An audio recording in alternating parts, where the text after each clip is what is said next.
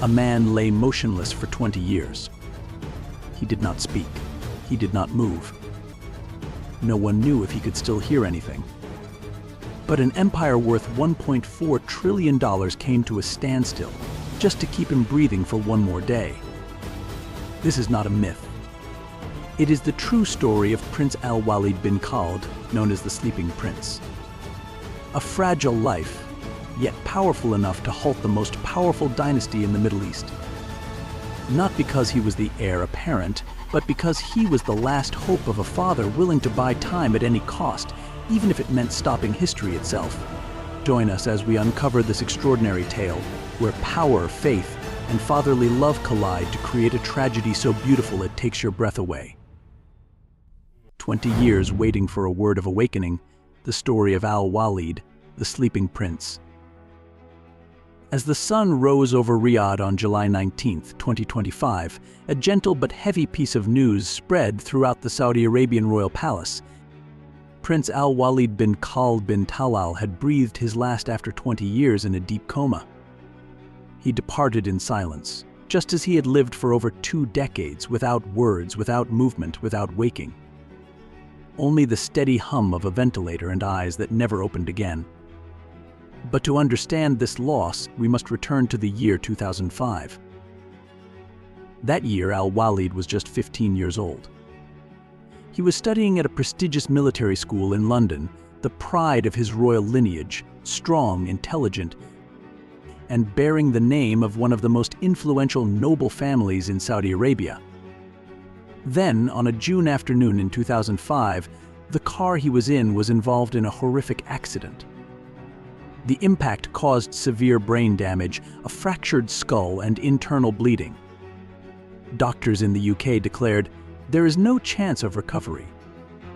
The family was advised to remove life support, but his father, Prince Khalid bin Talal, refused. "If there is a 1% chance, I will hold on. If God wants it to end, let him end it."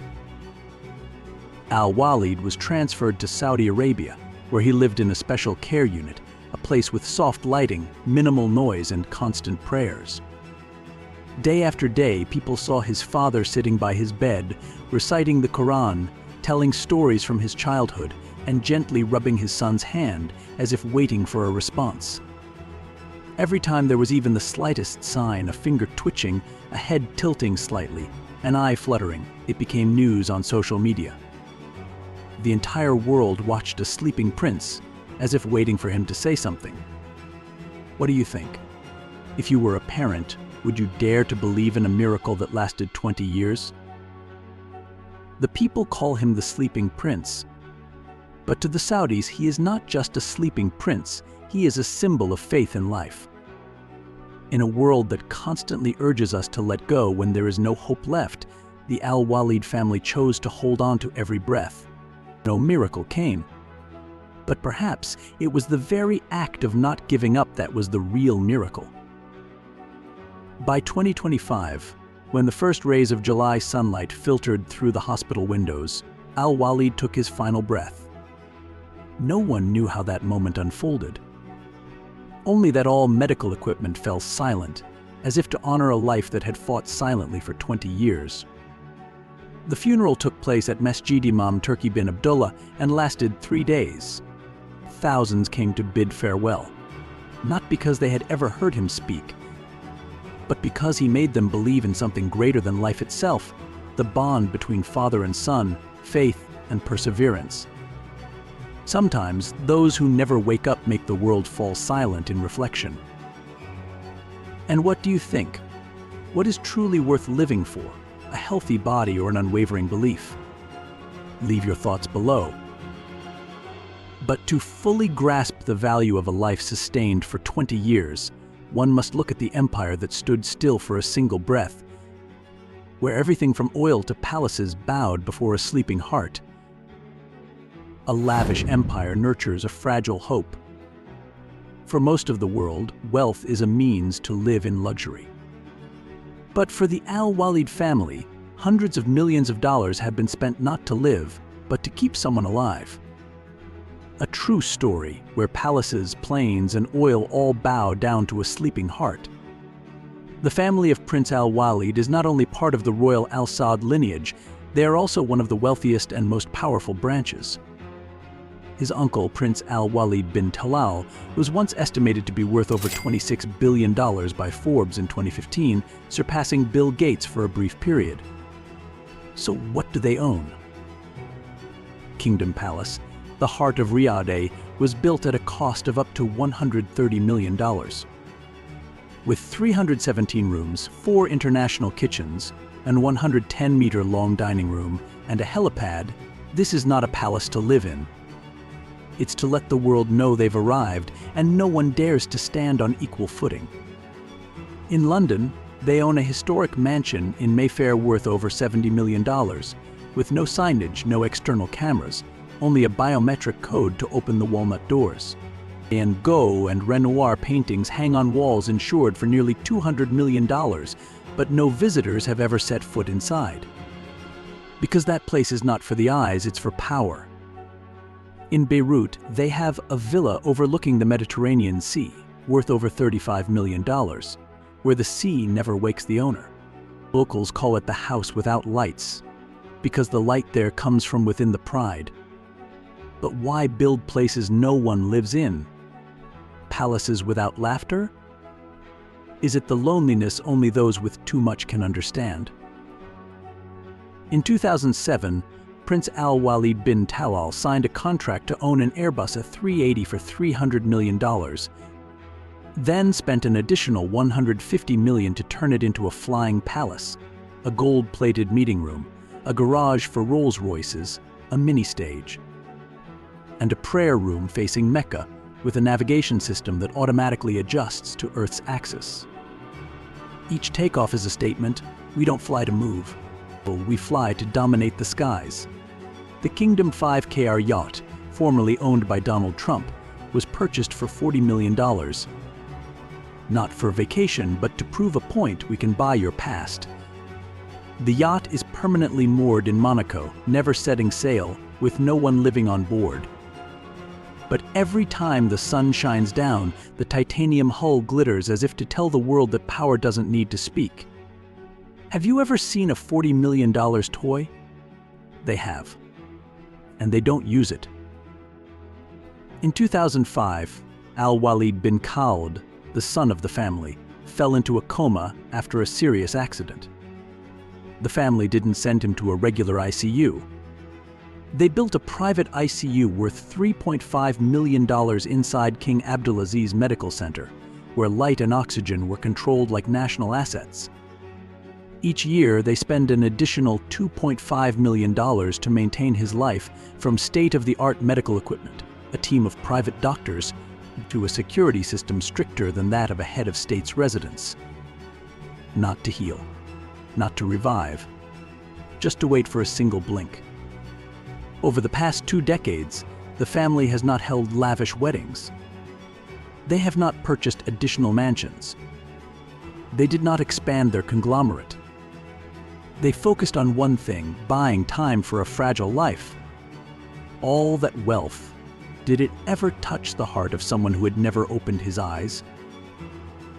Those massive fortunes did not come from nowhere. They began with a man exiled in the desert, a man who used 40 swords to rebuild a kingdom bearing his own name. From sand to crown, the untold story of the Al Saud family. Before the world called them the $1.4 trillion oil dynasty, the Al Saud family was just a forgotten name, drifting in the barren desert. No throne, no country, no possessions. There was only a young man in exile, with nothing but his hands and a burning passion, Abdulaziz ibn Abdul Rahman Al Saud, who would later be known to the world as Ibn Saud. But how could an exiled man begin a dynasty? In 1902, Ibn Saud was just 27 years old. With only 40 men, he decided to do what no one dared to imagine: attack Riyadh, the city that had once been the capital of his ancestors but was now occupied by enemies. Under the cover of the desert night, he and his men climbed the city walls, silent as the sand. With a single surprise strike, Ibn Saud defeated Governor Rashidi, reclaiming Riyadh in what is known as the quietest military miracle in the history of the Middle East. Can you imagine a kingdom that began with just 40 swords? From a man who reclaimed a city, Ibn Saud became a quiet strategist. He did not fight all the battles, he married them. With 22 wives and 45 sons, each marriage was a treaty, each child a new branch of power planted across the peninsula.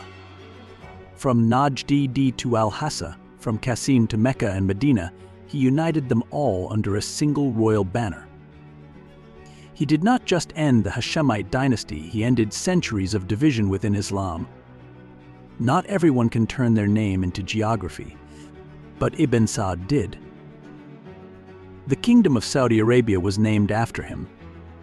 It was not just a new country, but a declaration of personal power, where a family became the definition of the nation.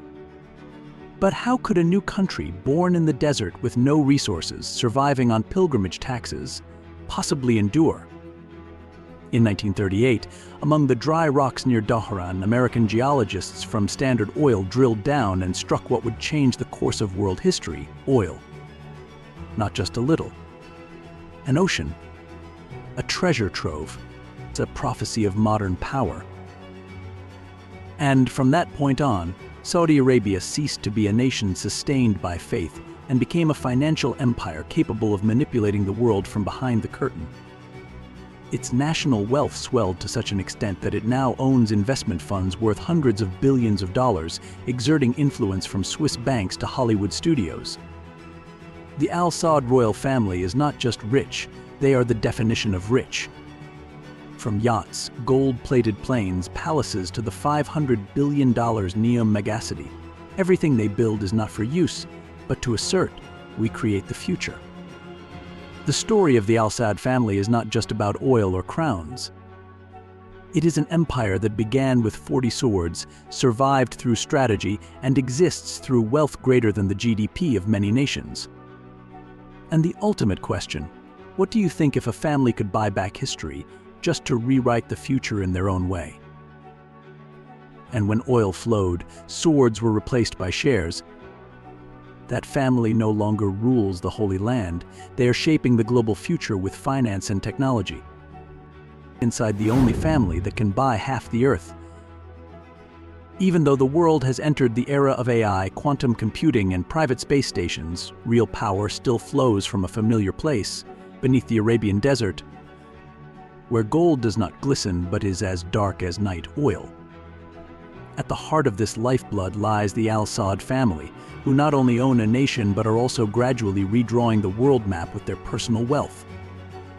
They do not operate like a corporation. They live like a corporation, with oil in their veins, stocks in their breath, and a vision for global order. Their real estate portfolio alone is enough to leave Western billionaires in awe, from the Qasr Al Hukm complex worth $15 billion to ancient castles in Europe. Not for living in, but to declare to the world we are everywhere, and above all, a private fleet? It includes over 9 private jets, with the most notable being a $500 million Boeing 747, featuring a solid gold throne in the cabin, not for meetings, but to look down on humanity. And if the kingdom is on land, the sea is no exception. The 439-foot superyacht Serene, purchased in a matter of hours for $500 million, features a snow room, an ocean view room, and a Da Vinci painting worth $450 million, hanging quietly as a reminder, we don't wait for history, we buy it. King Salman, who has ruled since 2015, holds a personal fortune estimated at $20 billion. His Al Yamama palace spans over 4 million square feet with 1,000 rooms and a national-level security system, while his Tangier vacation villa could cost $100 million for a single summer. But that's just the tip of the iceberg. The one truly shaping the future is Mohammed bin Salman, MBS, the young crown prince who holds the reins of a global investment empire. With an estimated personal fortune of $30 billion, he is the man behind the $500 billion NEOM project a city in the desert powered by AI and data, rather than people. So what do you think when someone who is not a president or a chairman controls the future of technology? Among them are names like Prince Al-Walid bin Talal, who once held stakes in Apple, Disney, Twitter, Citigroup, and owned an Airbus A380 worth $500 million, until he was detained in MBS's anti-corruption campaign. A silent warning, but as sharp as a desert sword, in the new era, no one is immune, not even those who once stood shoulder to shoulder with Bill Gates. Then there is Khalid bin Salman, MBS's younger brother, a former F-15 pilot, now Minister of Defense and a key figure in Washington. The question is this still a traditional monarchy or a board of CEOs sitting on the throne?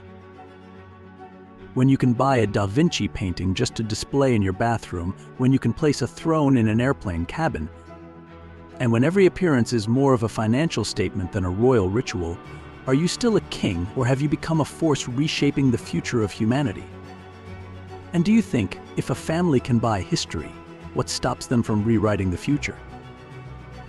The story of a kingdom that no longer waits for the future. While the world is still debating climate change and the end of the oil era, something unimaginable has happened in the heart of the Arabian desert. Saudi Arabia is not retreating. It is moving forward.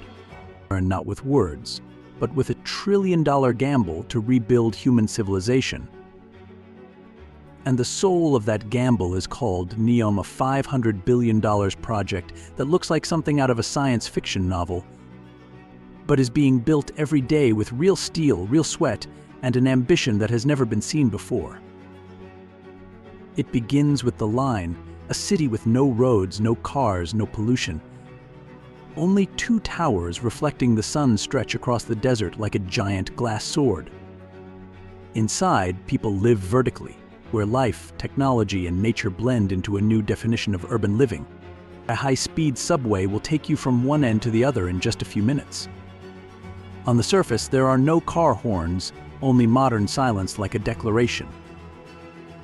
Beneath the line, hidden marina is taking shape, where artificial intelligence controls the entire city.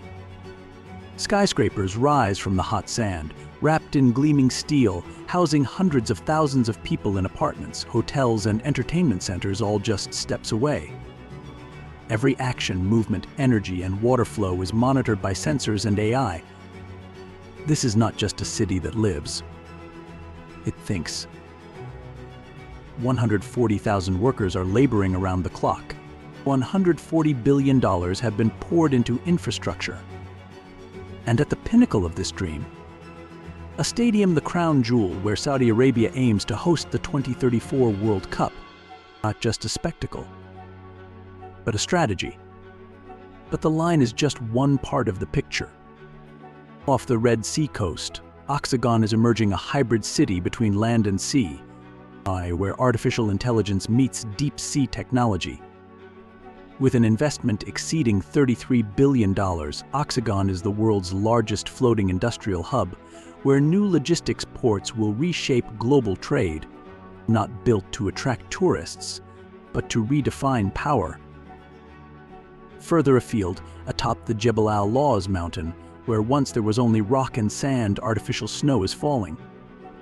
Trojena, the kingdom's first winter resort, is being carved into the rock at a cost of $38 billion. 30 kilometers of ski slopes, an artificial ice lake, and a snow village in the sky will host the 2029 Asian Winter Games. In a place where nature says impossible, Saudi Arabia responds, "Watch us do it."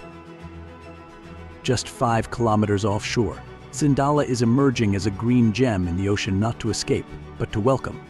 $4 billion for a resort island where superyachts dock alongside villas, luxury shopping districts, art beach clubs, Michelin-starred restaurants, and a cool golf course in the desert. A living space for royalty, now a national statement.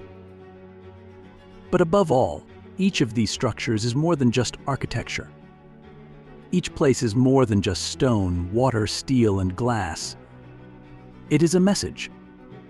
A message from Crown Prince Mohammed bin Salman: Saudi Arabia is no longer waiting for the future. They are building the future brick by brick, pixel by pixel. From vertical cities to floating ports on the sea, from snow-capped peaks to paradise islands, NEOM is a collection of the impossible. Every angle is a new perspective. Every investment is a blow to global perception. And while the world is still debating what tomorrow will bring, Saudi Arabia has already begun rewriting the book called Human Civilization. And amidst all that power, there is a silent medical room that has remained quiet for 20 years, where a sleeping heart has silenced an entire empire. The passing of Prince Al-Walid bin Khalid is not news. It is a reminder there are things, even if you own the world, that you cannot control. You can redraw maps, rebuild economies, but you cannot buy back lost time or awaken someone who no longer belongs to the light. So where does true power lie? In the colossal numbers on a balance sheet, or in the courage to hold on to a hope that seemed hopeless for 2 decades? Leave your thoughts in the comments below. I would love to hear your thoughts on this portrait of silent power. Don't forget to like, subscribe, and turn on notifications so you don't miss the next stories about the richest, most powerful, and most mysterious people in the world. Thank you for watching.